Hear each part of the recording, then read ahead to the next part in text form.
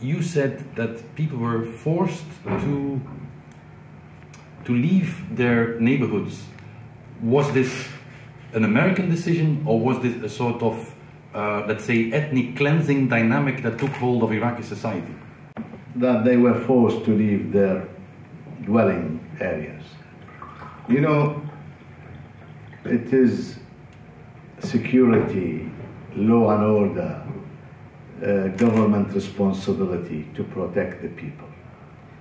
More important than that, it's the responsibility of the occupier to first protect the citizens of the people they occupy.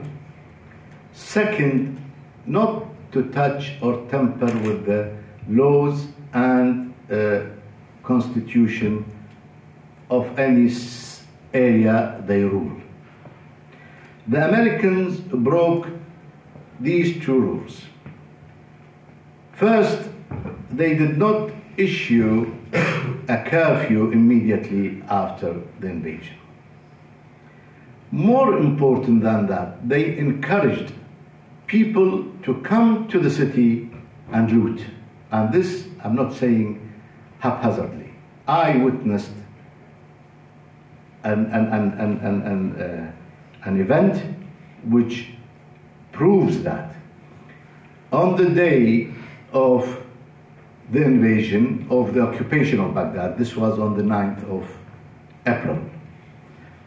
At that time, in April, I was in Geneva, before that, 3 weeks before that, to attend the Human Rights Committee or Commission as a university professor, academic, presenting an academic view in that meeting.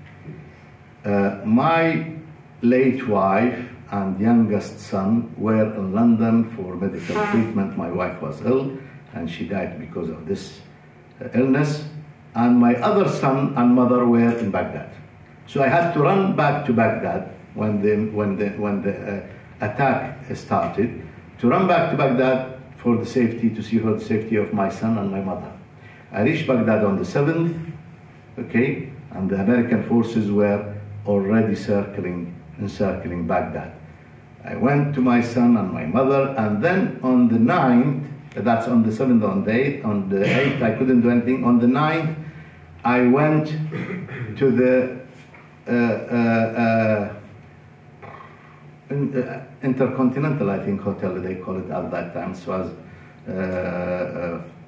Meridian, sorry, the Meridian Hotel, where all the journalists were there, foreign journalists, and they were all equipped with this satellite phones in order to facilitate their works.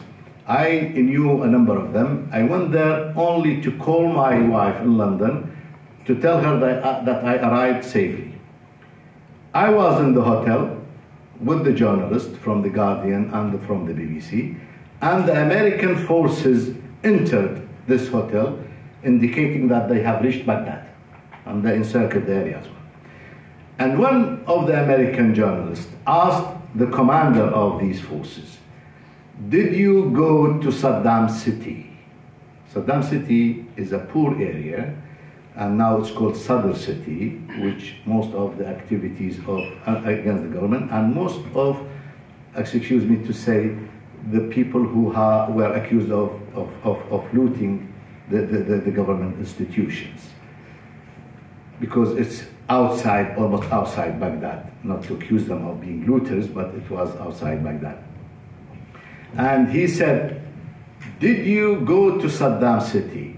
He told them, "We didn't have to go to them. They came to us, okay? And we allowed them and whoever wanted to come to Baghdad in, okay?" This was the first indication. The second indication was, I left the hotel, okay?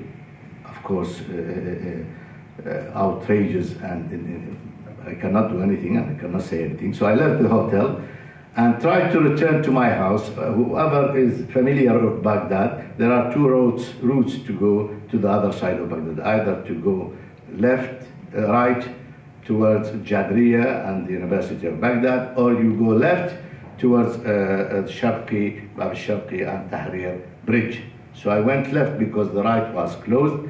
I went left and I had to go by the Ministry of Higher Education, the Ministry of Industry, they were one beside the other, and the Institute of Technical Colleges, one beside the others. And I saw with my own eyes people going in these buildings, looting, and the American forces were standing there laughing and not even preventing the people.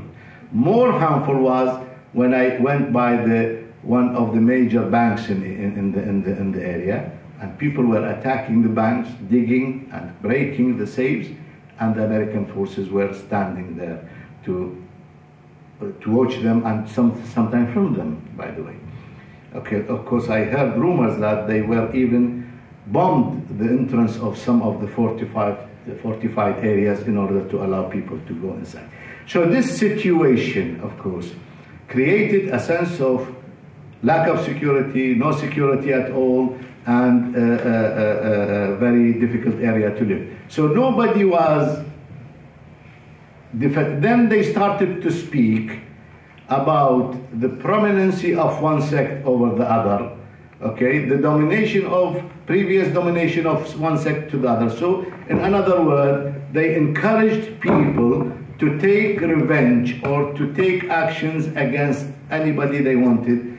No law, no order, not even a police station to complain to or to jump there. So this sectarian violence started to take place. In some areas where Sunnis and Shi'is were living together, some people attacked some of the families there.